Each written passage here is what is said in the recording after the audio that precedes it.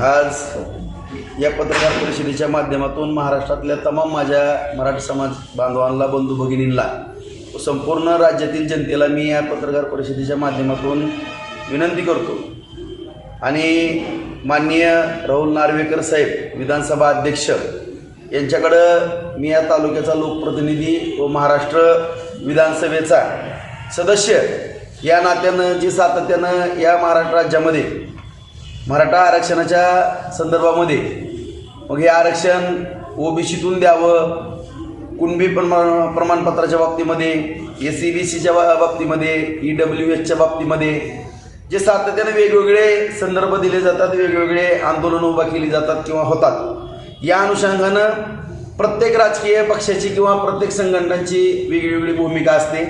यामध्ये मोठ्या प्रमाणामध्ये संभ्रम निर्माण होऊन या ठिकाणी या राज्याचा जातीय सुलोका बिघडू लागलेला आहे। त्यामुळे या ठिकाणी ज्या पद्धतीनं एखादी युद्धजन्य परिस्थिती निर्माण होते त्यावेळेस माननीय पंतप्रधान हे सगळ्याच पक्षाची एकत्र बैठक घेतात आणि त्यावरती देशाच्या हिताकरता निर्णय घेतला जातो। तीच परिस्थिती या राज्यामध्ये निर्माण झालेली आहे। आज या ठिकाणी मराठा समाज बांधव असेल, ओबीसी समाज बांधव असेल किंवा इतर समाजामध्ये एक संभ्रमाचं वातावरण निर्माण झालेलं आहे आणि सुईप्रमाणे प्रत्येक राजकारणी व्यक्ती, मग सगळेच पक्ष, मला आज कुठल्याच पक्षाचा गृहीत धरू नका, सगळ्याच पक्षाच्या बाबतीमध्ये मी बोलतो, प्रत्येकजण आपापल्या सुईप्रमाणे या ठिकाणी भूमिका मांडत असताना माझी एक भूमिका स्पष्टपणाने या ठिकाणी मी मांडू इच्छितो महाराष्ट्राच्या हिताकरता। कारण प्रत्येकाने आपल्या छत्रपती शिवरायांचा महाराष्ट्र देश अखंड राहणं किंवा इथं अराजकता न माजणं या गोष्टीकडे सगळ्यांनीच पाहणं अत्यंत गरजेचं आहे। त्या दृष्टिकोनातून माननीय राहुल नार्वेकर साहेब, विधानसभा अध्यक्ष यांना मी स्वतः एक पत्र लिहित आहे आणि मराठा आरक्षण ओबीसीतून द्यावे या मागणी संदर्भात विधानसभेचं विशेष अधिवेशन तातडीनं बोलवण्याबाबत या ठिकाणी मागणी करत आहे। या मागणीमध्ये खाली विषय विनंती मी करतो की संपूर्ण महाराष्ट्र राज्यामध्ये मराठा आरक्षणासंदर्भात विविध मागण्या समोर येत आहेत। त्यापैकी ओबीसीतून मराठा समाजाला आरक्षण ही मागणी प्रामुख्यानं सतत होत आहे। त्यावर मोठ्या प्रमाणामध्ये राजकारण चालू असून त्यामुळं राज्यात ओबीसी व मराठा समाजामध्ये असंतोष निर्माण झाला आहे।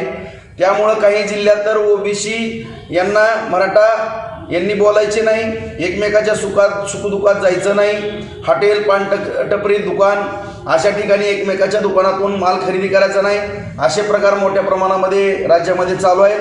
त्यामुळं मला महाराष्ट्र एके दिवशी मणिपूर होतो की काय अशी शंका निर्माण होऊ लागली आहे। प्रत्येक राजकीय पक्ष वेगळी भूमिका घेतात, तरी दुधाचे दूध व पाण्याचे पाणी होण्यासाठी प्रत्येक आमदारांनी आपली भूमिका पवित्र विधान भवनात सर्व राज्यासमोर मांडावी। ज्या मराठा बांधवांना ओबीसीतून आरक्षण हवे त्यांना द्यावे किंवा नाही यावर आपले मत व्यक्त करावे। ज्या मराठा बांधवांना ओबीसीतून नको त्यांनी प्रतिज्ञापत्र देऊन आम्हाला ओबीसीतून नको असेल तर शासनात कळवावे, अशा पद्धतीनं मतदान घ्यावे व आपल्या पक्षाची व व्यक्तीच्या प्रत्येक आमदार यांनी आपली भूमिका संपूर्ण महाराष्ट्र राज्यासमोर मांडावी। याकरता आपण विधानसभा विशेष अधिवेशन तातडीनं बोलवावे व महाराष्ट्राला मणिपूर होण्यापासून वाचवावे ही विनंती माननीय अध्यक्ष राहुल नार्वेकर साहेब यांना मी या ठिकाणी विधानसभा सदस्य या नात्यानं करत आहे आणि ही मागणी गांभीर्याने घ्यावी। त्याचबरोबर सगळ्या पक्षांच्या अध्यक्षांना मी स्वतः व्यक्तिशः पत्र लिहून त्या ठिकाणी सगळ्यांनीच अशा प्रकारची मागणी करून या ठिकाणी दुधाचं दूध आणि पाण्याचं पाणी नेमकी सगळ्याचीच भूमिका काय आहे ही महाराष्ट्राच्या हिताच्या दृष्टिकोनातून त्या ठिकाणी समोर आणावी आणि प्रत्येकाने आपली मतं विधानसभेच्या त्या पवित्र मंदिरामध्ये व्यक्त करावी। म्हणजे आपल्या या महाराष्ट्र राज्याला एक मोकळीक मिळेल की ते नेमकं खरं काय खोटं काय आणि यावरती आता राजकारण कुणी करू नये, त्याला राजकारणाला या ठिकाणी पायबंद घालावा, समाजाला कुठल्याही वेटीत धरू नये अशी माझी नम्रतेची संपूर्ण महाराष्ट्र राज्यामध्ये राजकारण करणाऱ्या सगळ्या राजकीय पक्षाला नम्रतेची विनंती।